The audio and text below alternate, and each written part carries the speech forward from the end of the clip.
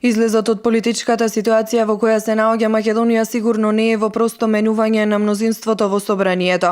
Многу правила и принципи беа прекршени попатно, изјави министерот за надворешни работи Никола Поповски во интервју за МИА. Според Поповски, решението мора да оди кон дефинирање на правилата на игра, не загрозување на тоа што мнозинството граѓани го чувствуваат како витален национален интерес и најскора проверка на правецот преку избори. Локалните избори се прв известен тест за правецот. Ако сме сигурни во исправноста на сопствените политики, можеби ќе има можности за парламентарен тест, вели Поповски. На прашањето кои се главните пораки што ги добива на средбите со странските политичари, вели дека не се сите пораки исти, но главно е дека има загриженост од регионалната нестабилност и ризици од вовлекување на Македонија. Што се однесува до меѓународниот углед на Македонија, оценува дека не може да биде идеален во услови на политичка криза која трае долго. Колку што изградивме одлична слика со бизнис климата, толку имиџот надвор патеше од кризата, изјавил Поповски. Според него сигурно има политичари кои посакуваат или флертуваат со сценарија за прекројување на границите на Балканот,